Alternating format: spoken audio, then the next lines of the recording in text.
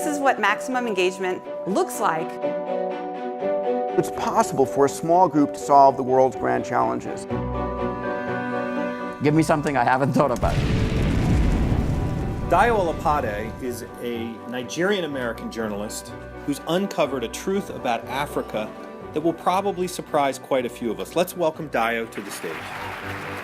The challenges that you have heard about in Africa, from bad roads to bad electricity to bad government, are not opportunities for charity, but opportunities to innovate.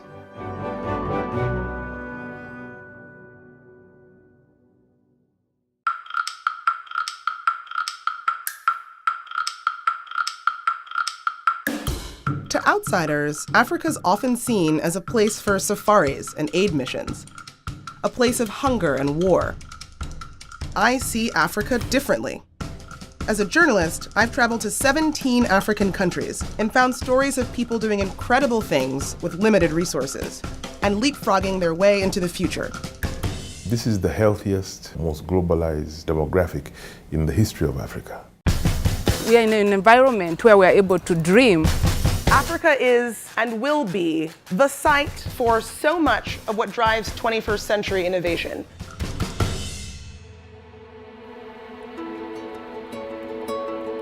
Looking at the Africa of today, here's what I see.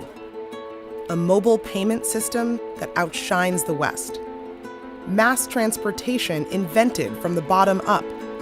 The world's second largest film industry, built from scratch. The triumph of local design over central planning, and a business hub emerging from the rubble of war and genocide. All of these things have a common thread.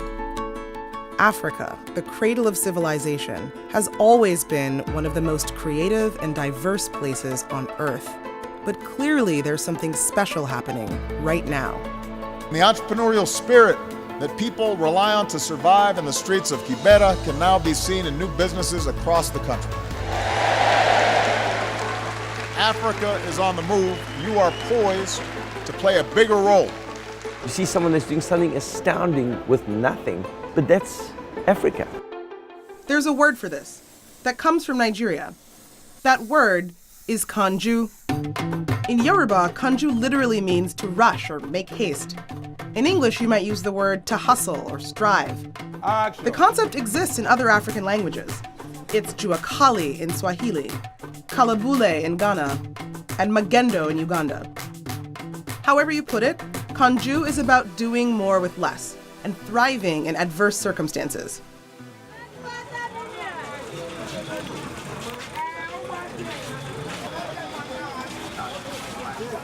To understand modern Africa, you need to understand where the real action takes place.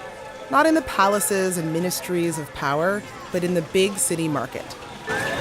Many people see only chaos, but I see something different. I see the opportunity in Africa. I also hear it. The deafening hum of entrepreneurialism, challenging work, and belief in the future. I also hear at least 100 people talking on cell phones that, according to World Bank statistics, they couldn't possibly afford. Well, so much for their statistics. There's now nearly 1 billion mobile phones in Africa. That's more than Europe and the US combined. This has created a networked ecosystem across the continent that is churning out one stunning invention after the other. The technology boom started nearly 10 years ago when a telecom in Kenya began to develop a mobile payment system called M-Pesa. You couldn't have seen the word innovation and most African countries in the same sentence until the mobile platform. It used to take a minimum of 4 days to send money from one person to the other.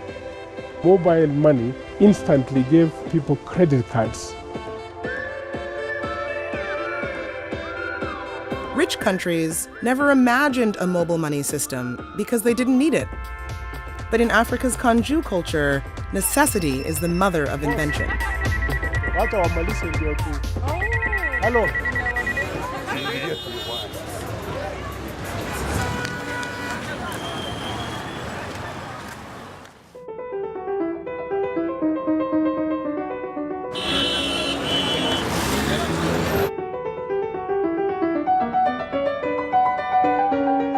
Transportation in Africa is an unprecedented, long-running experiment in informal economic activity. In Mozambique, you might travel in a shapa. In Nigeria, you might hitch a danfo. In Tanzania, a dala-dala. But Nairobi's matatu drivers outdo them all. Their reputation is indisciplined, but very clever. Matatu drivers follow Kanju rules, taking vaguely determined routes at unscheduled times and with fares subject to negotiation. But the system isn't disorganized. It's just differently organized. Mobile data shows us that matatu drivers and their passengers have created an improvised transit network that actually conforms to a logical map. The people of Nairobi have hacked the system on a massive scale, moving around more daily riders than many of the biggest cities in the world.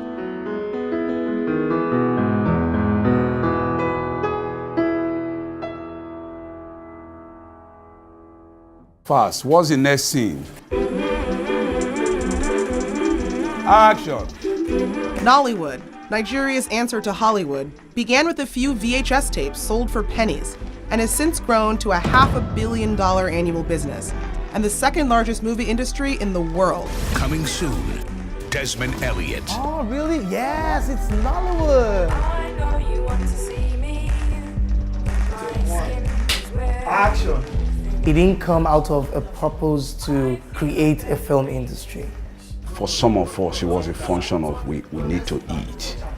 And suddenly it became an obsession. Nollywood succeeded by making films that speak directly to the lives of Africans. But their real breakthrough was Kanju, doing more with less. Quick. I was probably doing 2 or maybe 3 films a month. Magnus, get out. Guy, come. Fast. What's the next scene? Go. You don't finish. Where's this guy? Power outages are a constant reality all across Africa. The fact that economies have grown despite the power problem is a testament to regional resilience. Now you kidding, man. Nollywood filmmaker does not see obstacles. In Nollywood, when we get to the wall, we jump it. All right, let's do this. Stand by and action.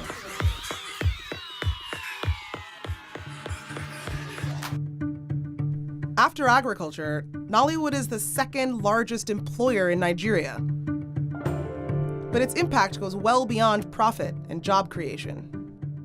Nollywood has been able to allow people from the outside world see the country differently. As Nigerian filmmakers sought to tell the story of Nigerians, they were also telling the story of Africa as a whole. For centuries, Africa's main exports have been commodities. Today, we're starting to see economies diversifying away from natural resources and developing vibrant creative sectors. There's a big burst in creativity that's taking place. There's some amazing things happening in the Nigerian film industry and also Nigerian fashion. Everyone influences each other. The creative sector, it's part and parcel of most African cultures. What has happened is its monetization and commercialization so that people who are involved in this sector are able to make a living from it. Music has always been one of the continent's most popular exports. A new wave of talent seamlessly bridges local and global sounds. We speak of creativity sometimes as it is a big deal or if it is optional, man. It is as inevitable as breathing. It doesn't matter where you are. If you want to build something, you are going to have to engage with creativity. There's language differences, there is cultural differences. Creativity is actually the key to solving a lot of the problems that we have. The Design Indaba Conference in Cape Town gathers global creative talent around the mission of making a better world through better design. It was here that Nigerian architect Kunle Adeyemi first unveiled his plans for the Makoko Floating School, a nominee for the prestigious Design of the Year award.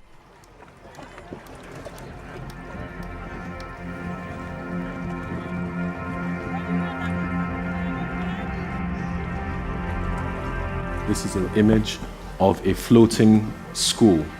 It's a model for thinking about how coastal African cities can develop. the original settlement on the Lagos Lagoon, sits on stilts within sight of the wealthiest parts of Lagos. It is home to more than 70,000 people and is now one of the continent's most notorious slums. Like so many things in Africa's informal sector, the powers that be wished that it would just go away. The design community, in collaboration with the local population, had a different idea. By building a school that fits in this ecosystem, Adeyemi created a template for African urbanism. And he proved that development doesn't have to come from the top down. Rather, it's a design opportunity that is often best solved from the bottom up.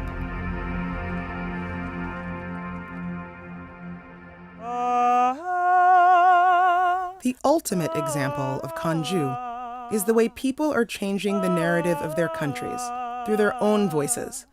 In Rwanda, the old narrative was terror and genocide. My name is Gasana Emmanuel. In 1994, I killed so many children. I hear voices of all those children that I killed saying, "Don't kill me, don't kill me."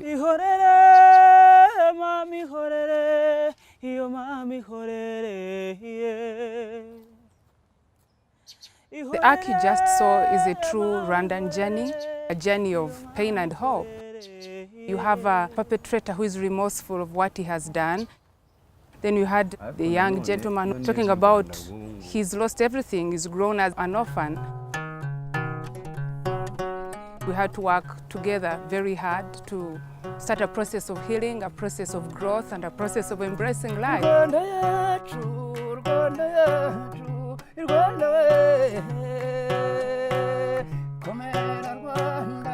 What is difficult for people outside Rwanda to appreciate is just the incredible change and hope that has taken place here over the past 2 decades. The pride of Rwanda and how Rwanda looks today, it's really the effort of Rwandans. On last Saturday of each and every month, everybody around the country is called to participate in Umuganda. It's about cleaning up, it's about building houses for the needy, working on the roads. Those that once burned villages are now building them back up. A community and an opportunity born out of the tragedy of bloodshed.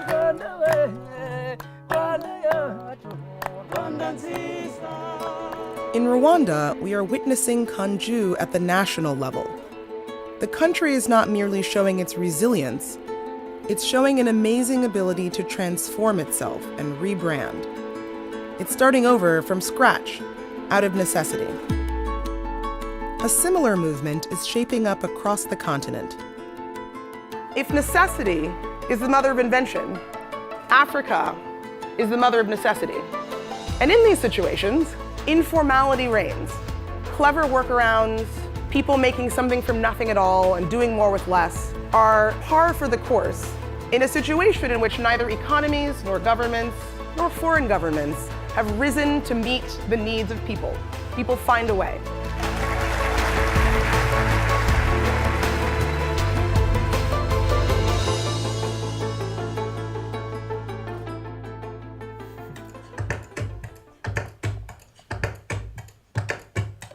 So that's just gonna loop and keep going. Accordion.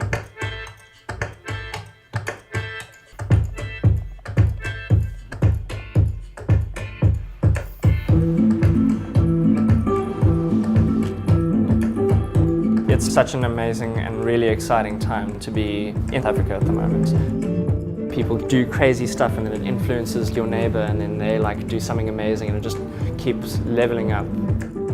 I think there's nothing more powerful than perspective, you know? It can really change your life.